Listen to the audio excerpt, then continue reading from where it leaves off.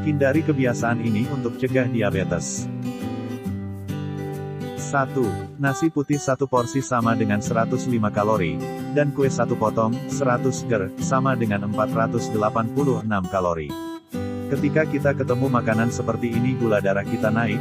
Satu hal yang perlu kita tahu, makanan yang meningkatkan kadar gula darah itu menyebabkan otak kita mengeluarin hormon namanya serotonin, hormon feel good. Kita jadi nyaman, jadi pengen makan lagi dan lagi. 2. Sirup 1 sendok makan sama dengan 53 kalori. Gula pasir 1 sendok teh sama dengan 16 kalori. Permen 1 buah sama dengan 24 kalori. Ini adalah rasa manis yang ada di banyak bahan makanan yang mungkin gak kelihatan. Misalnya yang mungkin gak kelihatan, sayur ada gulanya, sambal ada gulanya, terus kemudian minum es campur ada sirupnya. Ini memang meningkatkan hormon, menyebabkan kita merasa sangat enak dan nyaman. Tapi inilah yang bisa fatal akibatnya kalau kita biarkan terus-menerus kita konsumsi. 3. Makanan yang tinggi lemak tidak sehat. Makanan olahan, margarin, minyak goreng, gorengan, cepat saji. Salah satu yang mungkin kita tidak sadari apa hubungannya makanan dengan lemak tidak sehat ini dengan diabetes. Hubungnya adalah ketika minyak tidak sehat, lemak tidak sehat itu sangat mudah ditimbun di badan kita. Dan ketika persentase lemak tubuh kita nambah, itu artinya ia melapisi sel-sel tubuh kita sehingga hormon insulin yang bekerja masukin gula dalam darah menjadi tidak sensitif.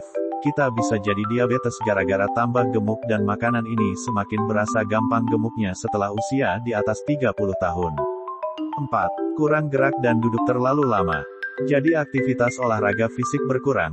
Saat ini zaman era teknologi di mana kita kerjanya the bordeles, kerja kita mungkin di Indonesia badannya, tapi mungkin punya saham di luar negeri di mana jamnya tidak sama, sehingga kita bisa begadang seolah-olah itu biasa dan kita pikir dengan tidur yang cukup itu berarti sudah mengkompensasi.